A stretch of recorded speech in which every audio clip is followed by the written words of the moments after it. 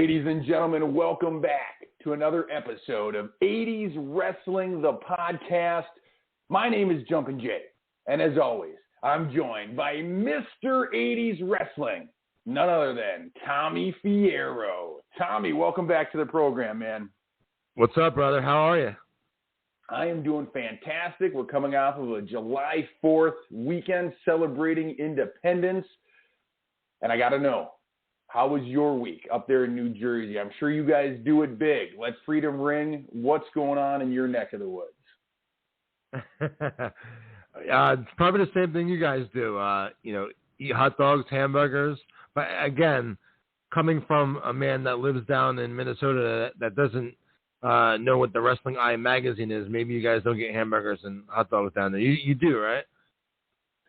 You know, they came. We just discovered them about 5 years ago. A truck pulled up, and we were like, "What are these?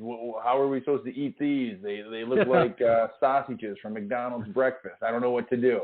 Yes, we have hot dogs and hamburgers, man. I just didn't know. The East Coast, man, that's where this whole freedom thing started. So I didn't know if you guys chuck tea into the bay. I don't know what you guys do out there to celebrate. But I'm sure you had a real good time. Back in the day, since I'm up here in Jersey, we used to, have Yokozuna do something, and a helicopter would fly down, and never mind. Yeah, see, you guys do big. I actually just showed, because we talked about that on last week's episode, I just showed that whole segment to my two boys, and they absolutely loved it. So what's going on with the Wrestling Collector? What's going on with 80's Wrestling, your Monday night virtuals? What is happening right now, Tommy? Well, right now we have a couple of weeks off of Monday Night Virtual, which is awesome because I get to catch up on all my orders. We had, within 2 weeks, we had the head shrinkers. We offered in-store mail order for signing at the store with One Man Gang and Typhoon, and we got crushed with that. So that head shrinker one was on a Monday, then that signing was on a Saturday, and the very next day we had Val Venus, and he did better than anticipated, which obviously is awesome.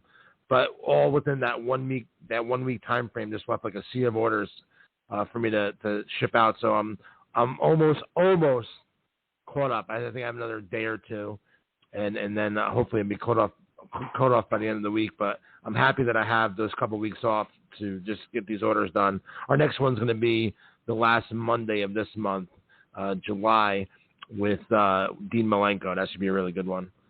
That should be a really good one. And I have to thank you because yesterday was an awesome mail day. My autographed photo of Mr. Val Venus arrived. And I got to be honest with you. This was the first time that opening up a package that had a picture of a man in a towel with that expression on his face was a good thing. Normally, if I would receive that in the mail, I'd be a little put off. But I appreciate the autographed picture, my man. It goes with the rest of the collection, so thank you for that. And it's actually the signing with Val Venus that leads us in today's conversation.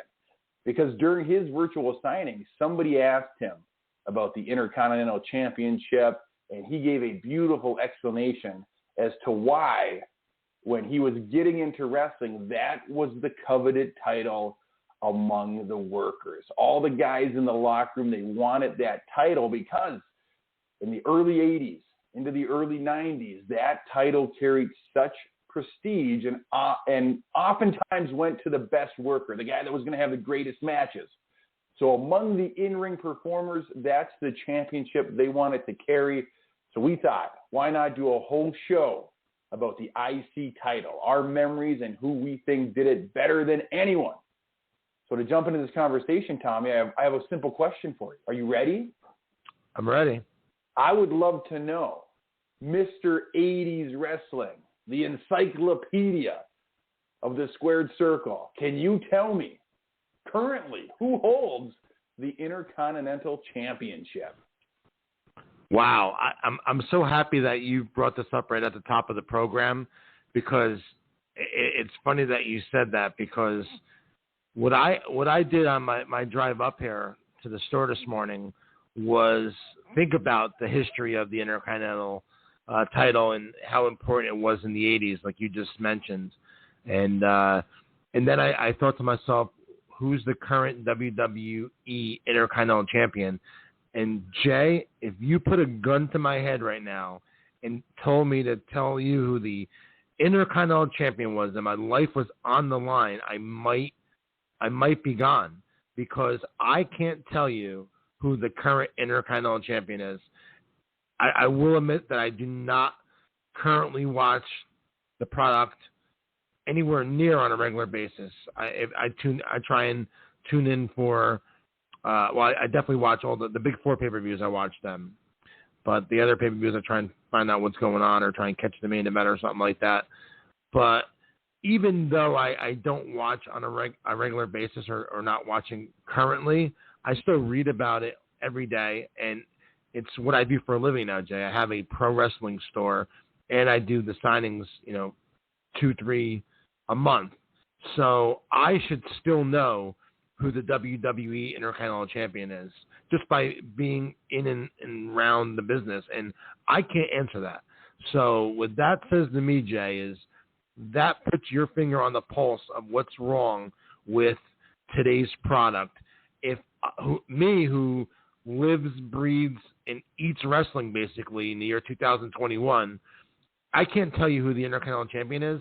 So what's the average casual viewer at home? If I don't know the answer, damn sure, well, hell, they don't know the answer.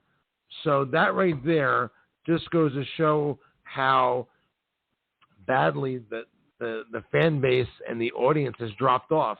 I just saw something. I don't want to get in a tirade of a totally different topic, but it's important to mention this. I saw, ratings from last week's episode of Raw that had it was 1.5 million viewers watching it. That is horrible.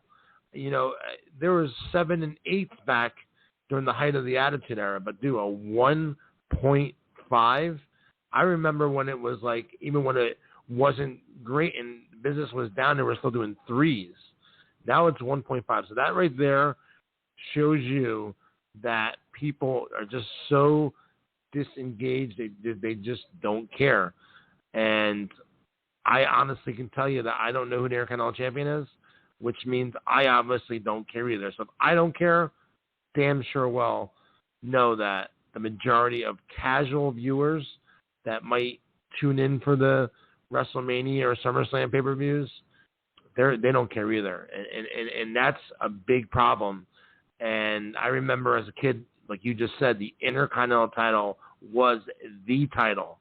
And, I can tell you the title changes from the 80s like there were nothing. There was only 9 title changes for the Intercontinental title in a decade in the years 1980 to 1989. 9 title changes. You can't ever go back to that title being important like it was back then. I don't care what they do. I don't care if they revamp the title. I don't care if they change the design of the title. Today's booking it'll never go back to being that way. And, you remember the classic fights with Tito Santana and Greg the Hammer Valentine. You remember the awesome matches between Randy Savage and, Ricky Steamboat. You remember the Ultimate Warrior running down at SummerSlam and winning that Intercontinental title in 30 seconds from the Honky Tonk Man. These are embedded in your brain. Can you tell me the last memory you have, Jay, of the Intercontinental title? I'm in a very similar boat with you, where I could not have told you the current champion until I looked it up. So for everybody out there screaming into their podcast player, the current title is held by Apollo Crews. But you're right, Tommy. I think one of the biggest heartaches that wrestling fans of our generation have is when we were in love with the product, the championships meant something. They were a coveted prize. They were a big part of the wrestling world. And unfortunately, that's no longer the case. Titles just don't mean what they once did. Tommy, I want to share some stats with you. I'm on the WWE.com website. From 1980 to 1989, so in that 9-year run, there were only 15 wrestlers that held the IC belt. In 9 years, only 15 held it, and the shortest reign was 64 days. So a little over 2 months, which back then was a very short title reign. Jump ahead to the next 9 years, 1990 to 1999, there were 46 IC champions. From 15 a decade earlier, it more than doubled. And the shortest reign, less than a day. You go to 2000 to 2009, the number of people that held that belt jumps from 46 up to 67. And again, the shortest reign, less than a day. If you go from 2010 to 2019, it drops back down to 47 champions. And again, shortest reign, less than 1 day. What that tells me is this title is getting passed around way too much. It's no longer a prestigious championship. It's a trinket that they pass from one guy to another. That's why the golden era, when you only have 15 people holding that title through a decade and the shortest reign is over 2 months, it means that championship is staying with a wrestler for an extended period of time. The longest reign during that time is 453 days. The championship just meant more during the golden era, Tommy. And I think that's one of the things that breaks the heart of fans like us. Yeah, definitely. And my numbers were a little off. I'm sorry. It was a little bit more than 9. Looking at the title changes, I wasn't looking at the early '80s ones where Kent Patera and Paige and Morales. But you're right. The belt meant so much more back then, and today those numbers right there. I don't need to see anything else. We can move on talking about the importance of the title from then to now, because Jay, what you just said hit the nail on the head. I mean, those numbers are alarming. I didn't even realize numbers were that high. I'm looking at that same list you're looking at right now, and man, I cannot believe all the Intercontinental champions in the 90s, and then we didn't even get to the 2000s currently. They probably even go up a lot more, but yeah, man, the Intercontinental title meant a lot in the 80s and even early 90s to mid 90s. But after that, it started, losing its, prestige and value, and that all has to do with, the quick back and forth title changes and how often the title was, changed. Back then, a wrestler would hold the belt 6 months to a year, like you just said. 60-something days was the shortest reign. You had people that held it over a year or a couple of years, like a Honky Tonk Man, and it's a shame because the belt should still mean so much because of the history of it and the stories behind it, and it just doesn't. Even the WWE now World Heavyweight Title or Heavyweight Title, it doesn't matter. The belts don't matter anymore. It's a shame. It's a shame because it was such a big part of the show and the big matches back in the day. To see a title match, it was an attraction, and now they just give it away for free on TV all the time. So it's just a different time. It's a different time. You would never see, a title match with importance. If you saw it, it was on a Saturday night's main event or special or something very special. Now you see it all the time, and this doesn't mean anything. Kind of like steel cage matches back in the 80s, how steel cage matches were such a big deal. And that could be a topic for an episode, Jay, the greatest steel cage matches of the 80s. Maybe we can do that. Maybe we can do that next week. What do you think about that? Let's do it, man, because I agree. Right now, cage matches used to be the blow-off to a giant feud. It meant something when you locked two guys into a cage. Now you have entire pay-per-views where every match is inside a steel structure. So you're getting me fired up this morning, Tommy. You're talking about all the things that fire up a wrestling fan that grew up in the 80s. So let's jump into our discussion of the IC title. We've already did the old man venting about things were better in our day. And I don't think anyone can argue that. If you didn't grow up during that time period, I feel bad because you missed out on some of the greatest feuds, angles, wrestlers, title reigns. You missed out on a lot. So let's Jay, jump in. Can I say something real quick before we start? You're right. We do, at least I know I do. I bitch a lot about the wrestling that I grew up on to now. And I know it's not a podcast talking about today's wrestling, but you can't really talk about it without intertwining it with today's. I don't like to be that person. I don't want to talk bad about the current product. I want a reason to tune in every Monday night. And if I can't watch it live, to DVR it and watch it later, I want to get excited to record wrestling. I want to be able to watch it every week. So I just want to, I'm not some bitter old 80's fan that doesn't care about wrestling. I love wrestling business. I love it. But give me a reason to want to, to tune in. Give me a reason to want to tape it and then watch it when I get home that night or, the next day or whatever.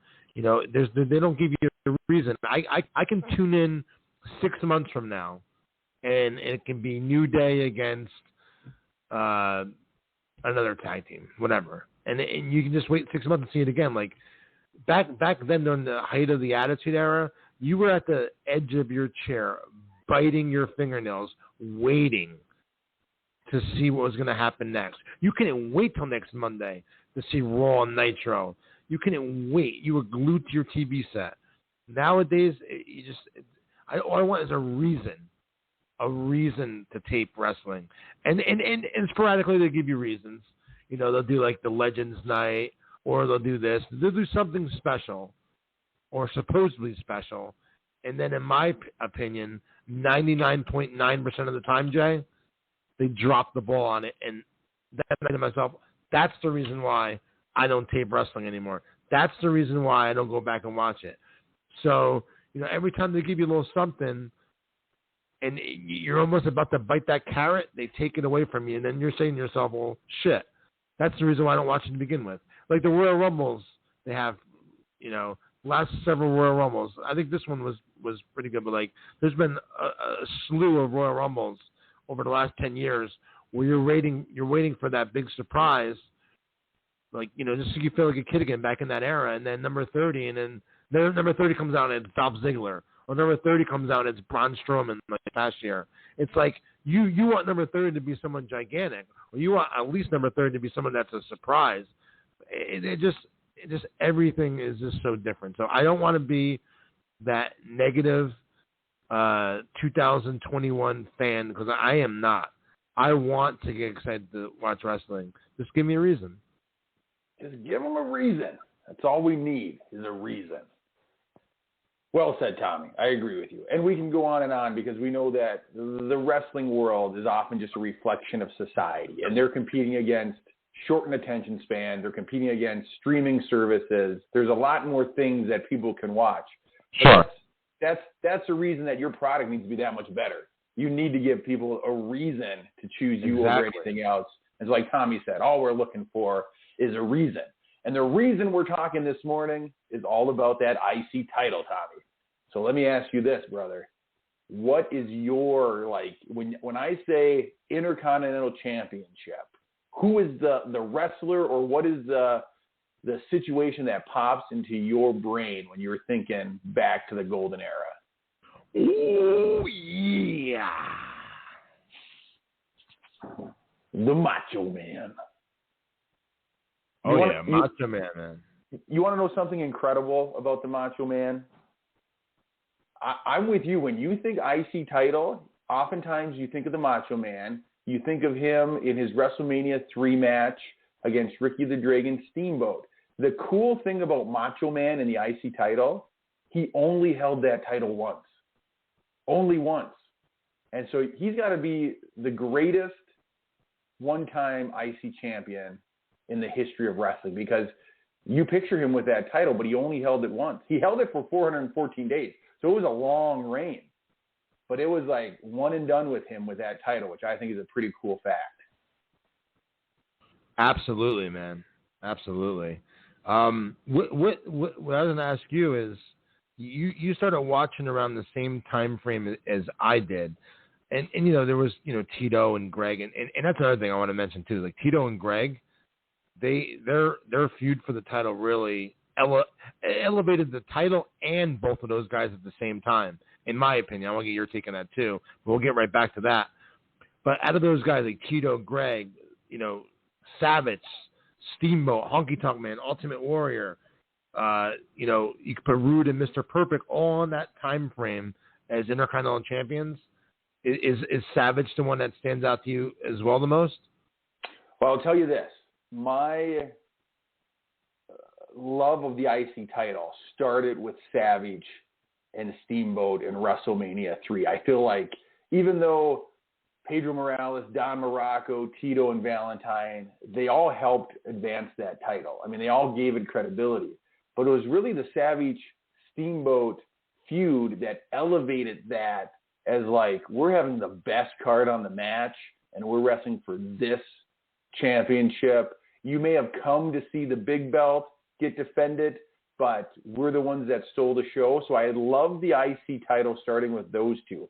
But if I close my eyes and you ask me who I picture in my mind is like the Intercontinental champion for all time, I see Mr. Perfect. I think he was an incredible IC champion because that belt represents the best worker and the guy who's going to have the best match and oftentimes the most technical wrestler. And so if I would pick one guy to be the IC title in my mind forever and always, it would be Mr. Perfect. Yeah, he was perfect, pretty much. I hate to say it, but he was really, really, really good. I would have loved to have seen him as the world heavyweight champion. He would have been an awesome world champion too. But yeah, man, you look at this list of guys, like how impressive is this? I'm gonna go a little further down, Jay. I'm gonna go to, let's see, I'm gonna go to 90. I'm gonna go to 93. I'm gonna go all the way to 93. So listen to this lineup. I'm going to start with Tito. So let's start with Morocco. Morocco, Tito, Greg Valentine, Tito again, Randy Savage, Ricky Steamboat, Honky Tonk Man, Ultimate Warrior, Rick Rude, Ultimate Warrior again. The title's vacant. And as you know, there was a title tournament, and the finals was Mr. Perfect against Tito Santana, which I thought was a great finals because Tito had a lot of history as the Intercontinental champion, and he was a babyface. So that was a perfect way to give the win a little bit more credibility for Perfect. And then Perfect would drop it to the Texas Tornado in SummerSlam of 1990 and win it back from Tornado in November of 90. Then it went from Perfect to Bret Hart. So Bret Hart's first big break as a single star was the Intercontinental champion in 91. And then the Mountie wins it from Bret. Piper wins it from the Mountie. And then Bret wins the belt back from Piper at the WrestleMania 8, which was a fantastic match. And then the Bulldog wins it from Bret Hart in that amazing match in London, England for SummerSlam. Then Shawn Michaels gets his big break as a singles guy, wins the Intercontinental title, and then drops it to Jannetty, back to Shawn, and then Razor gets it at the end of 93. But listen to that line up of talent that we just mentioned. Man, talk about a run that Intercontinental title had. What an amazing run. And again, it wasn't done where the title was switching hands every week or every month or even every couple months. These guys would hold on the belt for a while, and it would mean something when the title was defended, and more importantly, it would mean something when the title changed hands. But what an impressive list of talent that is, huh? Not only is that an impressive list of talent, but when you talked about the specific matches when it changed hands, like I could picture those matches. Like those were big-time matches. Those were some of the greatest matches of all time, and you can picture them, and you know that those matches were elevated, yes, because of the talent, but also because that IC title meant something, and they were fighting for something. One of the things I love and appreciate about the IC title is oftentimes in this era, the big belt, the Winged Eagle, the World Championship was held by a babyface wrestler, oftentimes Hulk Hogan. And so the thought process was, if Hogan is our face champion, we could put that Intercontinental Championship on a heel, and then you could have a baby face chasing. And so oftentimes that was the storyline with this belt. And oftentimes that's the storyline that captures fans' hearts and attention. You think about Steamboat's win over Savage, how the crowd erupted. You think when you have the Honky Tonk Man, purebred heel, he has the longest reign in history. And then when Babyface Warrior comes out of that curtain at SummerSlam, the place erupts. And then when you have Mr. Perfect, the heel, defending that championship, and then you get the babyface Bret Hart finally going over on him. Like, it's just such a good heel-face chase with that belt, and I love that. Absolutely, man. And before we talk about some of these champions, I want to briefly talk about the days that they held the title for. Like I said earlier, back then, it wasn't every week or every couple months or even every 6 months the title was changing hands. Listen to the amount of days that these title reigns lasted for. So Tito won the title from Don Morocco. Don Morocco was the Intercontinental Champion for 385 days, Jay. And he won that from Pedro Morales, who had it for 425 days. So Tito wins it from Morocco and then holds the title for 226 days, and until dropping it to Greg Valentine. And then Greg Valentine would hold the title, Jay, for 285 days until he drops it back to Tito. Now, Tito gets the belt back for his second time. He holds the title another 217 days until dropping it to Randy Savage. Savage holds the title for 414 days until dropping it to Steamboat at WrestleMania 3.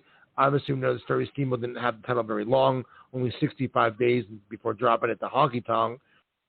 And then Honky Tonk. Tommy, that's only because he was leaving the company. Yeah. Like, so, yeah, absolutely. If he would have stayed with the company, I promise you, he would have had 300-plus days with that belt. Oh, absolutely. So then Honky gets the title, and Honky goes on to hold it for 454 days until dropping it to the Ultimate Warrior.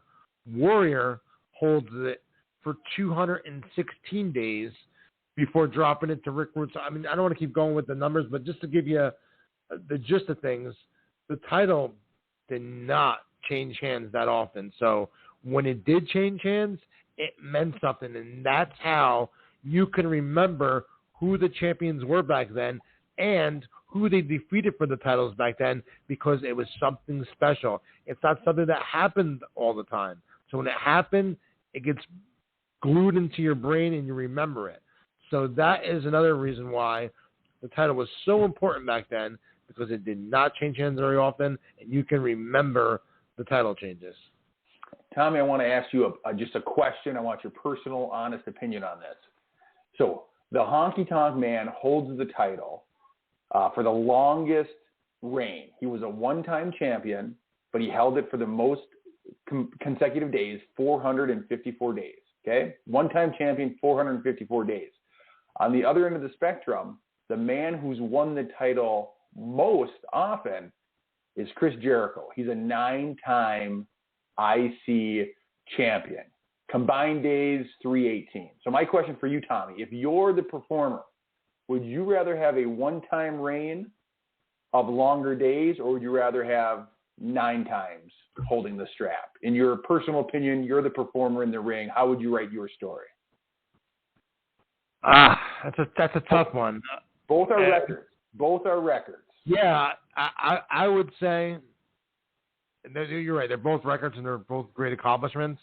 If I was a performer, I would probably say the amount of times, because you can. I mean, again, it's a totally different animal, because booking is different in the 90s, 2000s, and so on and so forth than it was back then. But to still say, well, the company They came back to me 9 times, means they obviously had faith in me. So if I was a performer, I'd probably go that route. But both are amazing. I think I agree with you because everybody knows, Ric Flair, 16-time world champion, even though it's probably more than that if you'd actually count it up. So I think you're right. I think as a performer, the more times they go to you, you feel better. But let me ask you this. This is just kind of a follow-up question. Who do you think has more rights to calling themselves the greatest Intercontinental Champion of all time? The guy who's won the title more or the guy who held it the longest without being defeated for it? A tough question. I think Honky, he got it glued into our brains from him saying it all those years that he was the greatest Intercontinental Champion of all time. That if you say it often enough, people are going to start to believe it. When you hear that, you say, Tommy, who's the greatest Intercontinental Champion of all time? The first person I'm going to think of is Honky Tonk Man because he told me that for a long time. You know what I mean? You're absolutely right. He drilled it into our heads. And I think it's subjective. I don't think you could pick the greatest of all times. But in my mind, like I probably would not pick Honky Tonk Man as the greatest Intercontinental Champion of all time. But I like long reigns. I think it does something for the performer and it elevates the title. And so I'm a fan of long reigns, even though saying you're a 9-time champ, it's pretty darn impressive. I'm a fan of long reigns. And so I don't know who I would pick as the greatest. Yeah, it's a tough one. I was just gonna say I just found something cool that I wanted to share with you. I was curious because I don't remember everyone. I just Googled who was in that 1990 Intercontinental title tournament. So it actually pulls up the brackets and the results. Maybe I'll post the brackets on our 80's wrestling page today to preview this podcast. It's a graphic of the brackets of the tournament. First round, Tito Santana versus Akeem, Brutus Beefcake versus Dino Bravo, Jimmy Snuka against Mr. Perfect, and Roddy Piper versus Rick Martel. We find out here that Tito beats Akeem in the first round by count out. Mr. Perfect beats Jimmy Snuka with his feet on the ropes. Dino Bravo wrestled Brutus Beefcake to a double count out, and that would round the first round, which would go right to the finals, which would be that's that side of the brackets. The other side was Roddy Piper and Rick Martel had a double DQ, and this would lead to obviously Tito and Mr. Perfect in the finals, but. That was a classic match. Like I said earlier, I think it was a good way of making that tournament and belt mean a little bit more because Perfect beat someone that was, you hear Intercontinental title, then you think of Tito Santana. So I think it was a nice transition. It was, and the more we do these podcasts, the more I notice that Tito Santana's name comes up in some of these key moments. And so you really have to tip your hat to what a performer he was. We talked with him about his appearance in the first WrestleMania and his spot on the card. And now we're talking about how he is that Intercontinental Champion, and he's kind of the transition piece from the lineage of the belt to now transitioning it to Mr. Perfect. So he just really plays an integral part in the wrestling scene during this time. Let's talk just for a moment about why that tournament is taking place that you're talking about. It's because the Warrior, who was the IC champion, faced off against Hulk Hogan at WrestleMania, champion versus champion. Warrior ends up going over, winning both belts. President Jack Tunney says you can only defend one title at a time, and so he relinquishes the Intercontinental Championship in order to defend the World Championship. Now, when we talk about WrestleMania 6 and that main event, you were pulling for the Warrior. I was pulling for Hogan. We all know how it played out. But I will tell you this. In my heart of hearts, leading up to that match, the only thing that weighed heavy on a Hulkamaniac's heart is at this time the World Heavyweight title is given more weight in the wrestling scene than the IC belt. It's looked at as a bigger prize than the IC belt. And so my only thought was, if Hulk Hogan wins, he's not going to defend both belts. He's just going to end up giving the IC belt away too. And so that was the only thing in my heart that made me go, maybe Hogan's not winning this, because why would he put his world title on the line against the IC belt? But I don't know. That's the only question mark that was left in my young brain. Yeah, again, like, and that also at that time, you know, Warrior just defeated Hulk Hogan, and Warrior was the Intercontinental Champion. So him, you know, the champion, the world champion, relinquishing his Intercontinental title, that's a pretty big deal, because now the top guy of the company just had this title. They told a good reason why he couldn't defend it anymore, because, you know, you can't defend two belts at once. So the title's coming off of a guy that just defeated Hulk Hogan. So the belt definitely has still a ton of prestige behind it. And then you do the tournament to even, you know, make it more prestigious to see the new champion. So, I mean, it was a great transition from getting the belt off Warrior and onto Mr. Perfect. And at that time, again, the belt still meant so much more, because then Brett would get it. Then him and Bulldog would have that classic match down the road, and Piper's involved. I mean, it's still such a great time period for this Intercontinental title. And I guess let's talk about Honky for a minute, talking about the Intercontinental Champions. We talked about him saying he was the greatest Intercontinental Champion of all times. That's a lot of time invested in a character. And that's why I always say that Honky Tonk Man is someone that doesn't nearly get enough credit for his contributions and just how big he was to that product at that time, because that title meant so much at that time, and that for him to be the heel and have it for that long. And he basically, I'm telling you right now, if Warrior would have came out and ran rapid on someone else to win that title, it might not have nearly got the reaction it did, because Honky had so much heat behind him as a heel, and I think he elevated Warrior big time in that match. The interesting part about the Honky Tonk Man is, up until this point, the IC title is held by guys who are known for like being the in-ring best performers.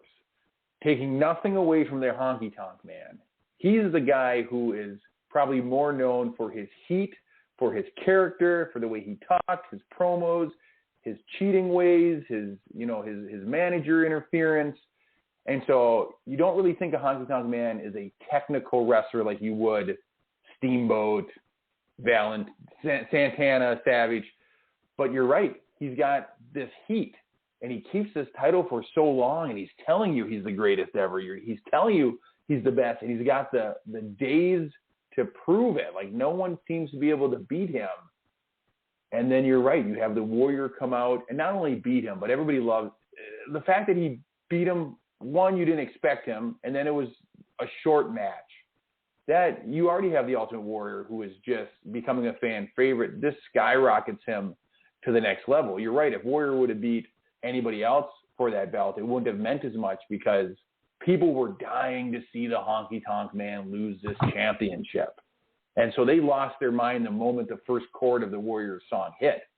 And then I want to go back to what you said about the WrestleMania matchup with Warrior and Hogan. You're absolutely right. The fact that the Warrior, the IC champion, beat the world champion, it elevated the IC belt to almost the same level as the world championship, because here the IC champion just beat the world champion, and so now that belt's elevated to almost the same level. And so then the fact that Mr. Perfect wins it off of that, you're right, it helps cement what that title means. That was a great point by you, Tommy. I never thought about it that way, but you're right, it elevated that title. Yeah, thanks, man. That's the way I looked at it too. Is that you know Warrior had so much. I just want to go back to Honky real quick. Yeah, go back. I just want to finish by saying this: is you hear people say the Honky Tonk didn't do good business, all that stuff. That's bullshit. Honky Tonk Man, the way he didn't let. I mean, that was the way it was booked, but he didn't have to go along with it if he didn't want to. The way that he had Ultimate Warrior defeat him so quickly like that in 30 seconds, that's doing good business, because obviously Honky Tonk, he knows the business well. He sees the rise of the Warrior. He knows the fans are getting behind him. So what better way to elevate him by the way they did it? They couldn't have done that. They couldn't have booked that a better way. The way they booked it was absolutely perfect. You know, I just can't give Honky enough credit for the way he did business with Warrior during that match. Because, you know, after holding the title for that long, you know, you could have said, hey, listen, you know, just me get defeated in 30 seconds like that just shits on me holding the title for that long. But he knew that it was the right guy. He knew it was the right moment. And I can't say anything. I can't praise his run and the way he dropped the belt to Warrior any more than I possibly could. And we're going to have Honky as one of our Monday night virtual guests coming up in September. And we're going to have him at the store as well, the Wrestling Collector, the day before. So anyone out there that is interested in getting a personalized autograph picture of the Honky Tonk Man, or you have merchandise that you like to send in for Honky to sign, you can go over to 80's WrestlingCon.com now. All the info is up there to order it. But I just want to say he the way he did business with Warrior, he helped make that belt mean even more. And the nice thing is about the Honky's character is losing in that fashion didn't hurt him at all. He was able to keep right on rolling with his career. Losing in that fashion did absolutely nothing to halt his role in the World Wrestling Federation and his character. And so, yeah, he did business the way business should have been done on that day. And you could argue that, because he's even said, you know, he was worried about having a longer match with the Warrior, how that would look. It didn't need to be a long match with the Warrior. None of the Warrior's matches need to be a long match. And the Honky Tonk Man didn't even get his jumpsuit off. Got beat, never hurt him. He kept right on rolling. Absolutely, man. So, yeah, at this point now, the Intercontinental title, this is the late 80s, still ultra red hot, means so much. We'll go into the, you know, Honky, you know, I mean, Honky drops at the Warrior, then Warrior drops to the Rude. They have a great feud that goes from, you know, WrestleMania to SummerSlam. SummerSlam was in a cage. So, I mean, the belt is really, really taking off. Then Warrior, you know, wins the title from Hogan. Title goes vacant. Perfect wins it from Tito in the finals. Then Curry Von Erich comes in. Obviously, Curry Von Erich red hot from, you know, from other promotions throughout the world. Everyone knows that he was a big star. So him getting involved still means a lot that he's Intercontinental Champion. Perfect wins it back from him. Bret Hart gets it, like we said. Bret was really starting to come up, so that that belt elevated Bret to the next level. The Mountie only holds it for 2 days. He wins at a house show and then drops it right to Piper, and Bret never gets his rematch with the Mountie for the title, which means now Piper and Bret collide at WrestleMania 8, classic match. Only title that Piper ever held for the Intercontinental title. With the Intercontinental title, he held it for 77 days. And then the classic between Bret and the Bulldog. And then, you know, Shawn Michaels wins it at Saturday Night's Main Event from the Bulldog. So, I mean, that whole time frame, man, is just absolutely phenomenal. And it's reasons like that makes me and you and pretty much everyone that's probably listening to this podcast miss those days, the 80s, because everything meant so much more back then. If we weren't even looking at this list right now, Jay, I bet you me and you and probably a lot of other people can go through that transaction from when Morocco won it from Morales and so on and so forth to probably the mid-90s. We can say every title change because there were so few and far in between. I can't even tell you who the Intercontinental Champion is today. Never mind, you know, who held it last year. If you tell me what was the Intercontinental title match at WrestleMania 37, I wouldn't be able to tell you. So if you asked me what the WrestleMania Intercontinental title match was at WrestleMania 9, I wouldn't be able to tell you. I completely agree with you, man. And as you look at these names and these matches, it brings you back to those moments, and you can kind of relive what was going on storyline-wise, not only with the IC belt, but you could probably tell me what's going on with the rest of the World Wrestling Federation at this time. The neat thing is how many of these guys who held this belt went on to win the World Championship. at some point. Now, at this point in the IC belt, it's viewed as the Workers' Championship. It's viewed as the belt that might have the greatest show on the match. It's not necessarily a guarantee that it's a stepping stone to the world title. But there's a number of guys in this era that go on to become tremendous world heavyweight champions. And so this belt, again, it just lends credibility to the performers, but also the fact that these performers are able to elevate to the next level and become some of the biggest drawers of the day, really elevate that title as well. Savage, I mean, you mentioned him right off the top as being one of the best Intercontinental champions of all time, and you could argue that he was one of the best world champions around this same time. The Warrior has his run with the big title. Bret Hart, of course, goes on to be one of the greatest champions of the early 90s. Shawn Michaels, everybody knows his story.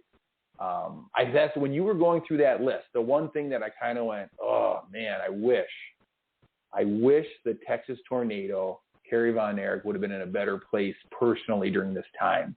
Because for him to have only an 84-day run with that title when he's feuding with Mr. Perfect, if he would have been in a better place in his own life, that feud could have went on for much longer than it did. Absolutely. Is there anybody, fantasy booking wise, is there anybody around this time frame that you would have liked to see have an IC title reign? I know that's a tough question without any prep to it, but I'm just wondering, during this time, is there anybody who you think should have either had a longer run or maybe should have been given a run that wasn't? I think Brutus Beefcake, man, and we spoke about this on past episodes. You know, he was one of the top baby faces in the entire company during that time frame, and a big star, and he was in that mix too. And he was, you know, we heard stories he was supposed to get it and never got it. So I'm sure there was at least plans for him to get it.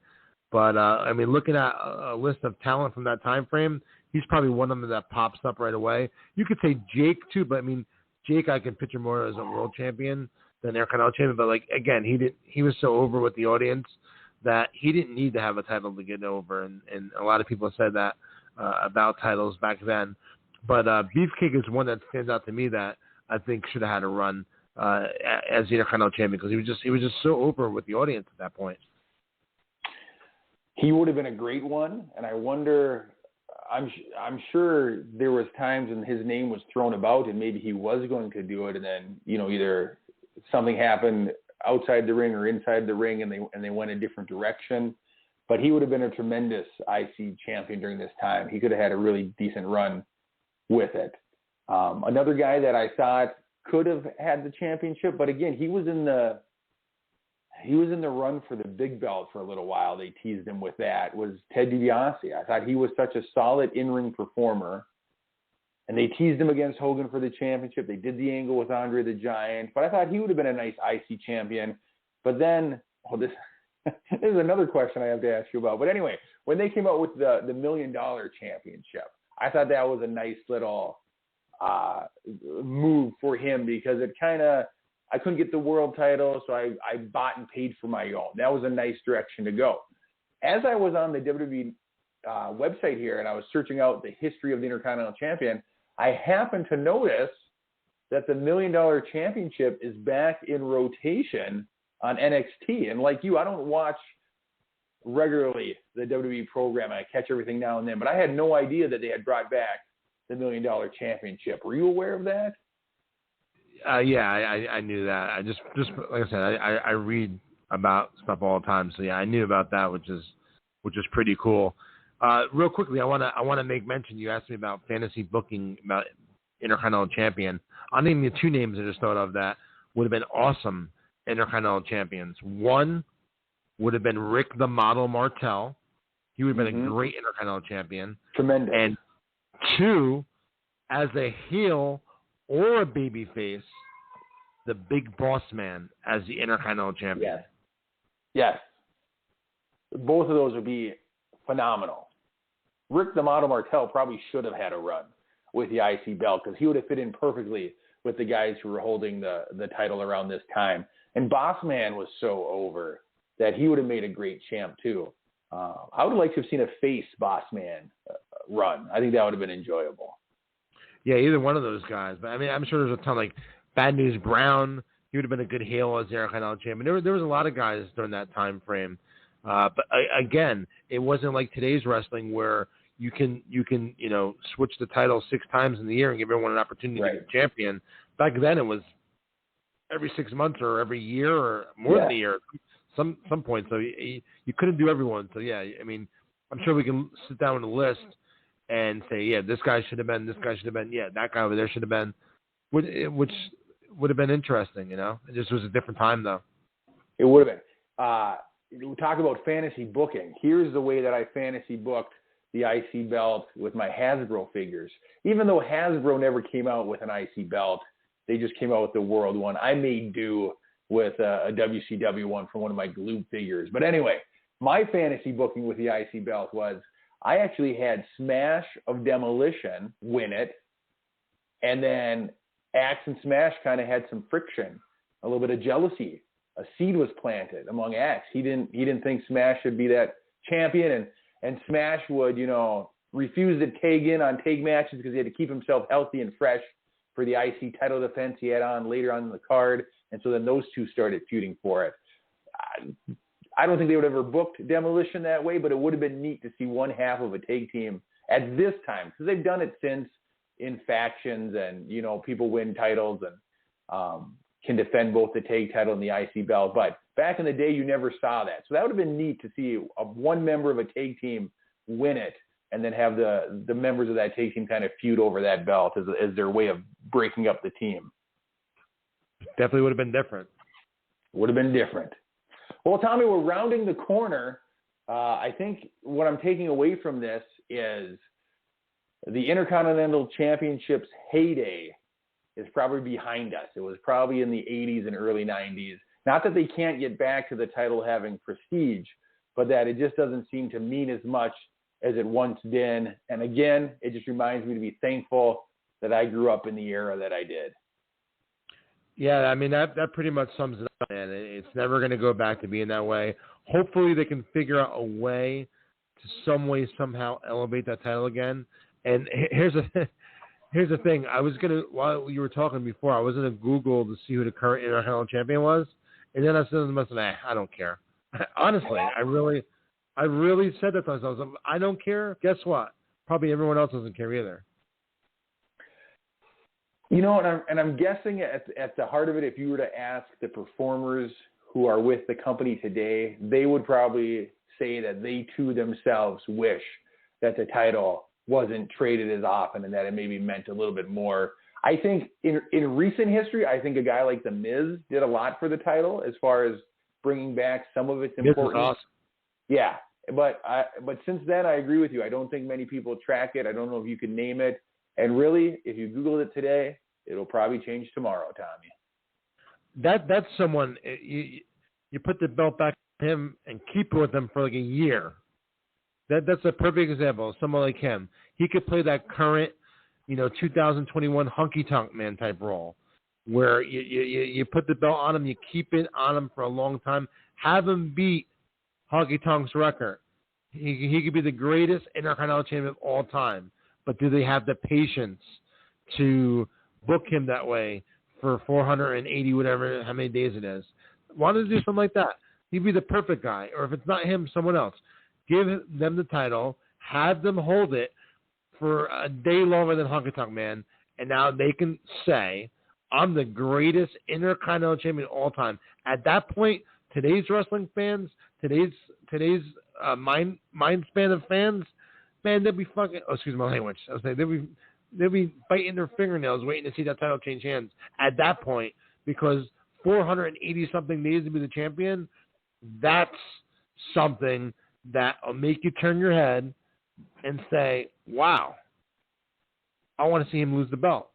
And then when they lose the belt to someone, it'll elevate the belt and the person, and then hopefully keep that formula going. But I just don't think they have the patience or the time span to do it and wait that long. Well, and the thing about The Miz is he was born in 1980, and so he grew up watching the same IC belt get defended that you and I did. And so I know he feels the same way we do about it. He's talked about it in interviews, how that was the title that meant the most as a fan growing up, and that he'd like to see it return to its glory. So he would be a great guy to do that with if you could convince the higher-ups that that's what needs to be done. Yeah, man, I think we pretty much hit the nail on the head on everything in this episode. And, it makes me want to go back and watch some old classic Intercontinental title matches. I like to go back and watch Tito and Greg in the cage. I like to go back and watch that Brett Bulldog Intercontinental title match. There's a lot of classic Intercontinental title matches, and I'm sure maybe some of the listeners out there, after they're done listening to this podcast today, they'll do the same. That's right, Tommy. Anything else before we head home? Anything you want to share? That's just about it, man. I really enjoyed this week's episode. Tremendous conversation. I enjoyed it immensely, actually. And the 80s in wrestling, the Intercontinental title was always a big part of it. So I'm glad that we got a chance to sit down and talk about it in long form. And I'm looking forward to next week. We're going to talk about the greatest steel cage matches from the 1980s. And that covers a lot of ground. And we can talk about how important a steel cage match was back then and how it's pretty much non-existent. It doesn't really mean anything in the year 2021. Even a Hell in a Cell match doesn't really mean that much. So I want to talk all about a steel cage match next week in the 80s, how they transitioned it into a Hell in a Cell, how Hell in a Cell was a huge thing and how it's watered down and really doesn't mean too much now. So a lot to cover next week. I'm looking forward to diving into it and talking about some classic matches in the cage from the 80s. There's a lot. There is a lot. That's going to be a hot topic. And we're going to talk about Big Blue, the blue steel cage as well, which I miss. Man. So next week, I'm Jumpin' Jay. He's Tommy Fierro. Catch us next week for two old guys complaining about the things we miss most in the world of wrestling. Catch us next time on 80's Wrestling, the podcast.